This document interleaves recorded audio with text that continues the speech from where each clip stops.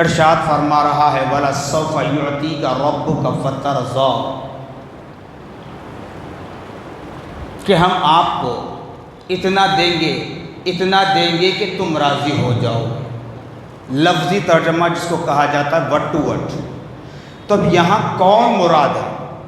جیسے اہل سنت والجماعت کے نزدیک خدا کی وحدانیت کے ساتھ رسول اللہ کی رسالت کا اقرار ہوتا ہے جوش و خروش کے ساتھ، اور یہ بھی یاد رکھ لیں کہ تمام انبیاء و رسول میں ہر نبی و رسول کی امت پر یہ لازم تھا کہ وہ اپنے نبی اور رسول کی تعظیم بجا لائے، لیکن امت محمدیہ صلی اللہ تعالی علیہ وسلم کی امت کو یہ بتلایا گیا کہ اے لوگو، میرے جتنے انبیاء و رسول اس روئے زمین پر جلوہ گر ہو چکے ہیں، ان تمام کی تعظیم و تکریم تمہیں کرنا ہے۔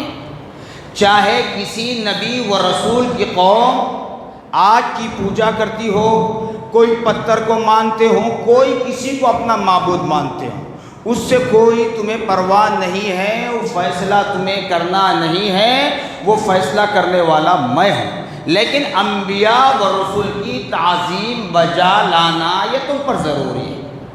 یہ بات اس لیے کہہ رہا ہوں جیسا کہ ایک صاحب سوشل میڈیا پر بتا رہے ہیں کہ موسیٰ علیہ السلام کی قوم یہودی ہے، تو پھر موسیٰ علیہ السلام کی تعظیم کرنے والے اپنے آپ کو یہودی کہتے ہیں، تم موسیٰ کی تعظیم کیوں نہیں کرتے ہیں تو پھر یہودی کیوں نہیں ہوتے؟ نعوذ باللہ معاذ اللہ۔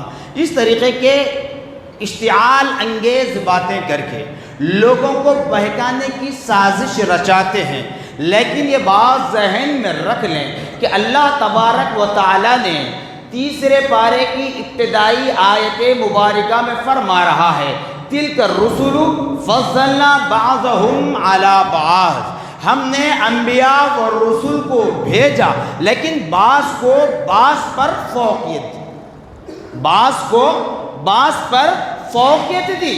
یہ کام کس کا ہے؟ رب تبارک و تعالیٰ کا ہے۔ انبیاء و رسول میں تفریق ہم نہیں کر سکتے، نبی پاک صلی اللہ علیہ وسلم کی ازواج مطہرات میں تفریق ہم نہیں کر سکتے، نبی پاک صلی اللہ علیہ وسلم کے صحابہ میں تفریق ہم نہیں کر سکتے، نبی پاک صلی اللہ علیہ وسلم کے اہل بیت اطہار اولاد امجاد میں تفریق ہم نہیں کر سکتے۔ کیوں نہیں کر سکتے؟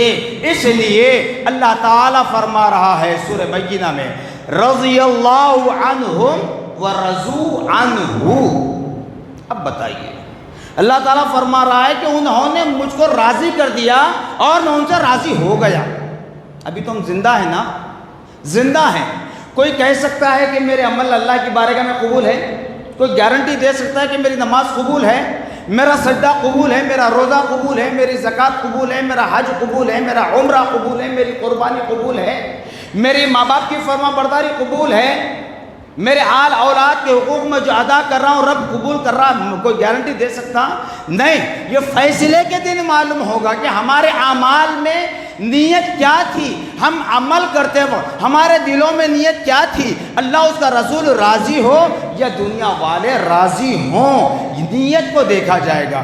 اسی لیے پیارے آقا صلی اللہ تعالیٰ علیہ وسلم کے اس قول مبارک کو امام بخاری ہو، امام مسلم ہو، سب سے پہلے اس حدیث پاک کو نقل فرمایا انما الاعمال بالنیات، اعمال کا دار و مدار نیتوں پر منحصر ہے۔ کس کے دل میں کیا ہے کوئی نہیں کہہ سکتا۔ اب میں کہہ رہا ہوں میرے دل میں کیا نیت ہے میرے کو معلوم، میرے رب کو معلوم، میرے فرشتوں کو معلوم، کرامن کاتبین جو لکھتے ہیں نامہ اعمال، کوئی نہیں جان سکتا۔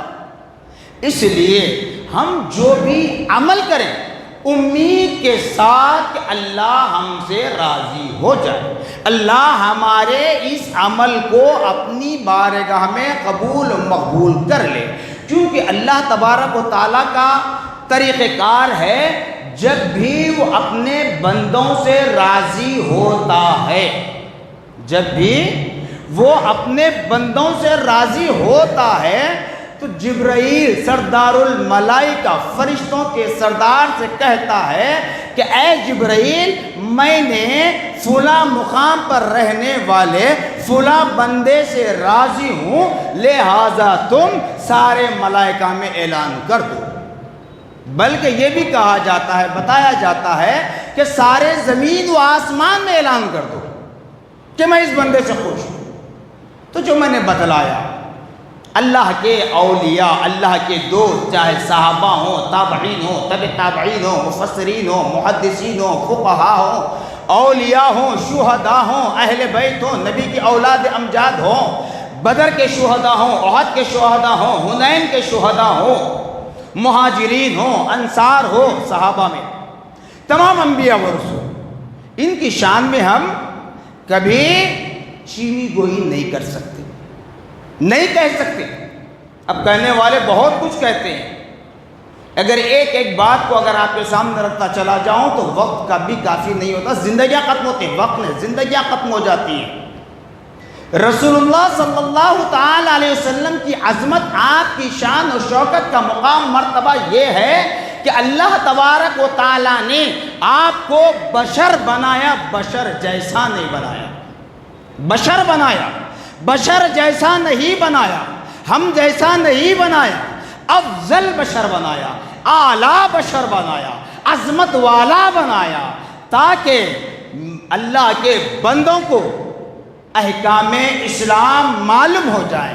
بازار میں چلیں تو کیسے چلیں، مسجد کو آئیں تو کیسے آئیں، مسجد کا ادب کریں تو کیسے کریں، اولاد کے ساتھ گفتگو کریں تو کیسے کریں، غصے میں اگر ان کی تربیت کرنا ہو، جلال میں ہو تو ان کی تربیت کیسے کریں، ازواج کے ساتھ، بیویوں کے ساتھ کیسا سلوک کریں، ماں باپ کے ساتھ کیسا سلوک کریں، پڑوسیوں کے ساتھ کیسا سلوک کریں، اہل وطن کے ساتھ کیسا سلوک کریں، رشتہ داروں کے ساتھ کیسا سلوک کریں، یہ تمام تر طریقہ بتانے کے لیے اللہ نے نبی پاک صلی اللہ علیہ وسلم کو بشر بنا کر بھیجا۔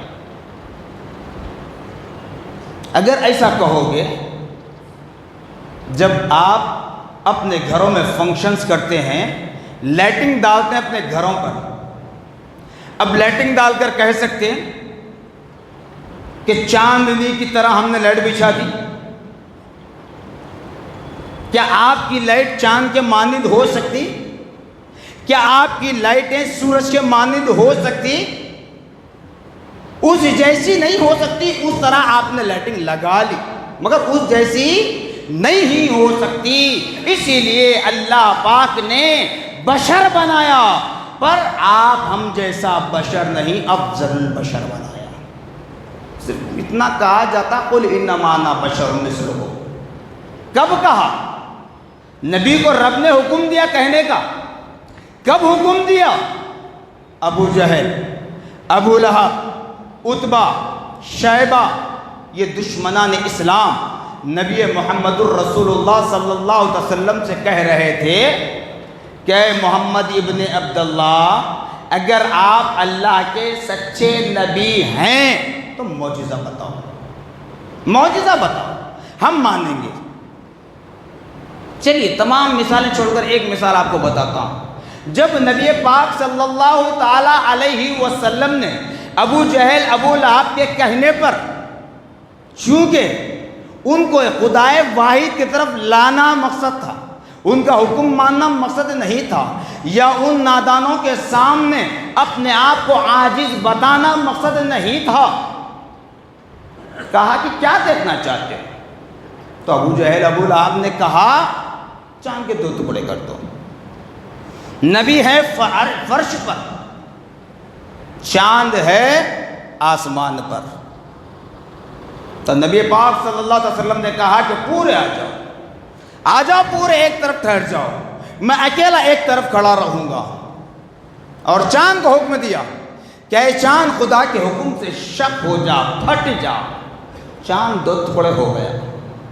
تب بھی ان نادانوں نے مانا نہیں، کہنے لگے تم جادوگر ہو، تم نجومی ہو، تم ساحر ہو، تم ستاروں پر کھیلنے والے ہو۔ تو میرے نبی پاک صلی اللہ تعالی علیہ وسلم اپنی نبوت والی زبان سے کچھ کہے نہیں، بس اتنا کہا۔ کب؟ رب کے فرمانے کے بعد زبان سے کہے نہیں، رب کی جانب متوجہ ہونے لگے، تب اللہ نے حکم دیا قل انما انا بشر مثلکم۔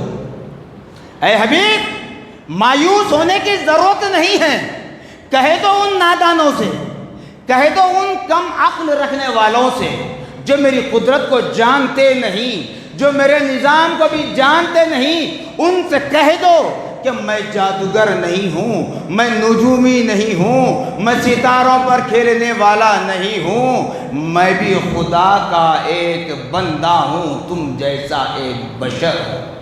قل انما انا بشر مثلکم، میں بھی تم میں سے ایک بشر ہوں۔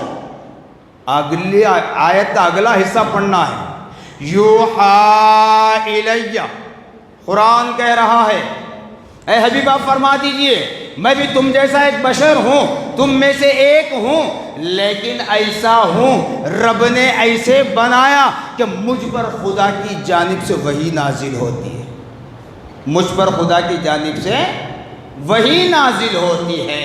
تو اب بتائیے اے ایمان والو، جو نبی پاک صلی اللہ علیہ وسلم کے متعلق یہ عقیدہ رکھتے ہیں کہ وہ ہماری طرح کھاتے پیتے تھے، وہ ہماری طرح چلا کرتے تھے، وہ ہماری طرح بازاروں میں نکلا کرتے تھے، وہ ہمارے بڑے بھائی کی طرح ہیں، تو بتاؤ پھر تم پر بھی خدا کا کوئی پیغام اترا آج تک؟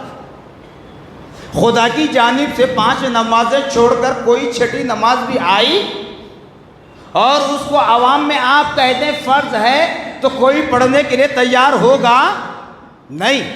تو پتہ چلا نبی محمد الرسول اللہ صلی اللہ علیہ وسلم کا مقام مرتبہ بلند و بالا تھا، ہے، میدان محشر تک رہے گا، کوئی مانے یا نہ مانے۔ میں نے تو یہاں تک کہہ دیا، ہمیشہ کہتا ہوں، ہر جگہ کہتا ہوں، اگر ساری دنیا کا مسلمان جو 5 وقت کی نمازیں پڑھ لے، رمضان کے روزے رکھ لے، زکوٰۃ دے، حج کرے، قربانی دے، سب کچھ کرے، سب کچھ اعمال صالحہ کرے، حقوق اللہ ادا کرے، حقوق العباد ادا کرے، نبی پر درود و سلام نہ پڑھے، نبی کی ولادت بسعادت کی خوشی نہ منائے، نبی کے نام پر نہ کھلائے، تب بھی میرے نبی کی شان میں رائی دانے کے برابر کمی آنے والی نہیں ہے۔ کرتے ہیں فائدہ اپنا ہے، نہ کریں گے نبی کی شان میں کمی نہیں ہوگی، کریں گے تو نبی کی شان میں اضافہ نہیں ہوگا۔ کیوں کہ جس کی تعریف خود خدائے رب العالمین نے کی ہو، نام بھی ایسا منتخب فرمایا، جیسے آپ قرآن پاک میں دیکھتے ہوں گے، ایک جانب ہوتا ہے اسماء الحسنہ، دوسرے جانب آخر میں اختتام پر ہوتا ہے اسماء محمد الرسول اللہ۔ جتنے اللہ کے صفات بتائے جاتے ہیں، کاؤنٹنگ کریں اتنے ہی نبی پاک صلی اللہ علیہ وسلم کے صفات گنائے جاتے ہیں، باوجود اس کے اللہ پاک نے نبی محمد الرسول اللہ صلی اللہ علیہ وسلم کو زمین پر محمد پکارا تو آسمان میں احمد پکارا۔ محمد اور احمد کا معنی جب دیکھیں گے تو پتہ چلے گا کہ اتنی تعریف کی گئی، اتنی تعریف کی گئی، اب کسی کے تعریف کی ضرورت باقی نہیں رہی۔ تم ہم نبی کی شان بیان کرتے کرتے مر جائیں گے، نہیں معلوم ہمارے بعد ہماری نسلیں کیا کرے گی، پر اللہ نے فرشتوں کو مقرر کر دیا۔ فرشتے مقرر ہیں اللہ کے، وہ نورانی مخلوق جس کو فنا نہیں ہے، وہ مقرر ہیں جو نبی محتشم صلی اللہ تعالیٰ علیہ وسلم پر درود و سلام پڑھتے ہیں۔ اسی لیے قرآن نے کہہ دیا وَرَفْعَنَا لَكَ ذِكْرَكَ، اے حبیب ہم نے آپ کے لیے آپ کے ذکر کو بلند فرمایا، کسی اور کے ذکر کو نہیں کہا۔ پھر آخری بات یاد رکھ لیں، اس سے پہلے میں نے کہہ دیا، اللہ تبارک و تعالی جب نبی محمد الرسول اللہ صلی اللہ علیہ وسلم کا ادب و احترام، تعظیم و تکریم، آپ کی عظمت، آپ کا مقام و مرتبہ بتلانا چاہا تو خود قرآن میں بتا رہا ہے کہتے ہیں نا صحابہ نے کیا تھا کیا، صحابہ کے دور میں ہوا تھا کیا۔ حضرت ابو بکر صدیق رضی اللہ تعالیٰ عنہ حضور پاک صلی اللہ علیہ وسلم کے پردہ فرمانے کے بعد 2 سال تک خلافت سنبھالی، امیر المومنین رہے۔ کیا ابو بکر نے میلاد منایا؟ پوچھتے ہو، میں نے کہا 12 کہہ دیا، ہر جگہ کہتا ہوں، میلاد کا مطلب صرف جلسہ کرنا، جلوس کرنا، جھنڈیاں لگانا، لائٹنگ لگانا، کھانا کھلانا، دیگیں چڑھانا، یہ نہیں ہے۔ اور یاد رکھ لیں، ہمارے نبی نہ ہمارے جلسوں کے محتاج ہیں، نہ جلوسوں کے محتاج ہیں، نہ ہماری نعت خوانی کی محفل کے محتاج ہیں، نہ ہمارے قصیدہ بردہ کی محفل کے محتاج ہیں، نہ ہمارے نعروں کے محتاج ہیں، نہ ہمارے کھانا کھلانے کے محتاج ہیں، نہ ہمارے درود و سلام کے محتاج ہیں۔ یہ ہم کرتے ہیں۔ میں برجستہ کہہ رہا ہوں کہ صحابہ کے عمل کو پوچھنے والوں، کیا خدا کے فرمان سے زیادہ مرتبہ رکھتا ہے صحابہ کا قول؟ کیا خدا سے بڑھ کر صحابہ کا مقام ہے؟ کیا خدا کی شان سے بڑھ کر صحابہ کا دور ہے؟ پوچھتے ہو، صدیق اکبر نے کیا تھا کیا، فاروق اعظم نے کیا تھا کیا، عثمان غنی نے کیا تھا کیا، حضرت علی نے کیا تھا، حسنین کریمین نے کیا تھا؟ ارے تم نے جانا کب ان کی شخصیت کو، ان لوگوں کی ذات کو، ان کی محبت جو نبی پاک صلی اللہ علیہ وسلم سے تھی؟ سچ کہوں تو کڑوا لگے گا، آج ہم اپنے باپ سے وہ محبت نہیں کرتے، آج ہم اپنے بھائی سے وہ محبت نہیں کرتے۔ جب شادی ہو جائے ہماری، اگر ہمارے باپ پر حملہ ہو، ہم تھوڑی دیر کے لیے تو چھپتے ہیں۔ کیوں؟ ہمیں ہماری بیوی کا خیال آتا ہے، ہمارے معصوم بچوں کا خیال آتا ہے۔ لیکن یہ وہ صحابہ تھے، جب نبی چلتے تو کبھی نبی کے سامنے چلتے، کبھی نبی کے پیچھے چلتے، کبھی نبی کے دائیں چلتے، کبھی نبی کے بائیں چلتے۔ یعنی تمام صحابہ باری باری نبی کو اپنے جھرمٹ میں لے کر چلتے۔ کیوں؟ سامنے چلنے والے صحابہ یہ سوچتے، اگر دشمن جانب سے حملہ ہو، ڈائریکٹ نبی پر حملہ نہ ہو، ہمارے سینوں پر حملہ ہو جائے۔ پیچھے چلتے تو خیال ہوتا، اگر پیچھے سے حملہ ہو تو نبی کے پشت پر حملہ نہ ہو، اس کے لیے ہمارے سینے تنے ہوئے ہیں۔ دائیں چلتے، بائیں چلتے، اسی تصور میں، اسی خیال میں کہ نبی کی محبت میں اپنی جان گوانا گزارا کرتے ہیں، لیکن اپنے قدموں کو پیچھے نہ ہٹاتے۔ اور ہم سے پوچھتے ہیں صحابہ نے کیا تھا، اس لیے میں کہہ رہا ہوں صحابہ کا مقام مرتبہ اپنی جگہ افضل ہے۔ انہوں نے کیا کیا، کیا نہیں کیا، وہ میدان محشر میں تم بھی دیکھو گے، ہم بھی دیکھیں گے۔ آج میلاد مصطفیٰ منانے والوں کو طرح طرح کی باتیں کہی جاتی ہے۔ اب کون مشرک ہے، کون بدعتی ہے، کون فضول خرچی کر رہا ہے، کون حرام کام کر رہا ہے، کون بیجا رسومات کو اختیار کر رہا ہے، وہ سب میدان محشر میں فیصلہ ہوگا، وہاں پر دیکھیں گے۔ ہم کو مت کہو، ہم یہ کہتے ہیں فرمان خداوندی، کلام خداوندی۔ قرآن اٹھائیے 22واں پارہ سورہ احزاب، ان اللہ و ملائکتہ یصلون علی النبی، بے شک اللہ اور اس کے فرشتے یصلون علی النبی، وہ نبی پر رحمت بھیجتے ہیں، درود بھیجتے ہیں۔ اصل ترجمہ یصلون علی النبی کا درود بھیجتے ہیں، لیکن بعض حضرات کو رحمت لکھتے ہیں، تب بھی کوئی مطلب نہیں، چونکہ خدا رحمت بھیجنے والا ہی ہے، خدا رحمت بھیجنے والا ہے۔ یصلون علی النبی، بے شک اللہ اور اس کے فرشتے نبی پر درود پڑھ رہے ہیں۔ نبی پر درود پڑھنے کا وقت آیا تو اللہ تعالیٰ کیا فرما رہا؟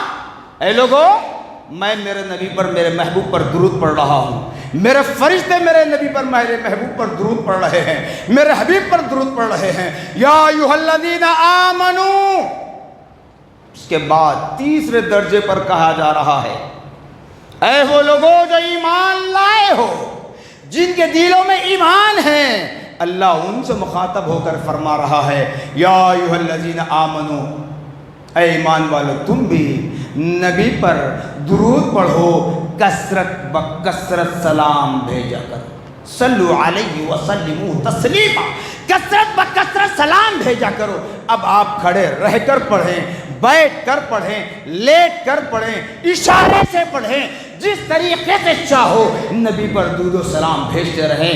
کیوں؟ تعظیم مصطفیٰ کھڑے ہونا اس کے لیے ہے جس کے لیے بتایا جاتا ہے فرض نماز کھڑے ہو کر پڑھ سکتا ہے۔ فرض نماز کے لیے حکم کیا ہے؟ اگر کوئی کھڑا ہو کر نہیں پڑھ سکتا تو بیٹھ کر پڑھے، بیٹھ کر نہیں پڑھ سکتا تو لیٹ کر پڑھے، لیٹ کر بھی پڑھنا محال ہے تو اشاروں پر پڑھے۔ تو فرض کے بعد اللہ تعالیٰ تعظیم بتا رہا ہے میرے نبی کی، اے ایمان والو تمہیں اختیار ہے، اب چاہے تم تنہا پڑھو، اجتماعی طور پر پڑھو، سب مل کر پڑھو، کھڑے رہ کر پڑھو، بیٹھ کر پڑھو، یا کسی کو پڑھوا کر خود سنو بیٹھ کر۔ کیونکہ نبی پاک صلی اللہ علیہ وسلم اپنے عین حیات میں حضرت حسان بن ثابت رضی اللہ تعالیٰ عنہ کو ممبر پر کھڑا کر کے قصیدے پڑھواتے تھے، خود نبی ممبر کے سامنے بیٹھ کر سنا کرتے تھے۔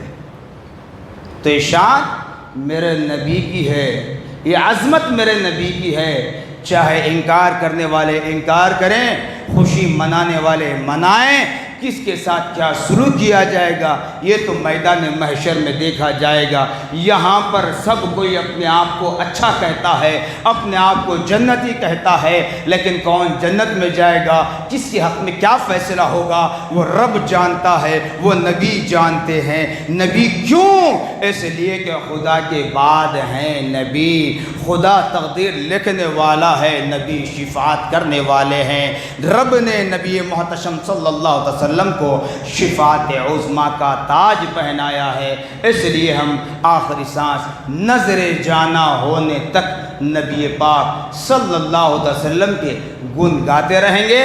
میں نے ہر جگہ اعلان کیا، بلکہ ایمانی جذبہ ہے، کہتا ہوں ہمارے اسلاف کا طریقہ کار ہے، اگر اللہ اجازت دے میدان محشر میں اپنے قبروں سے زندہ اٹھائے حساب و کتاب کے لیے، جزا اور سزا کے لیے، اس وقت بھی اگر رب حکم دے تو اپنی قبروں سے اٹھتے ہوئے ہم نبی کے گانے، نبی کے گن گاتے رہیں گے، نبی کی شان میں قصیدے پڑھتے رہیں گے، کیونکہ ہمیں نبی پاک صلی اللہ علیہ وسلم کی شفاعت عظمیٰ حاصل کرنا ہے، کیونکہ ہمیں نبی پاک صلی اللہ علیہ وسلم کے نبوت والے ہاتھوں سے جام کوثر پینا ہے۔ جزاکم اللہ خیرا جزا۔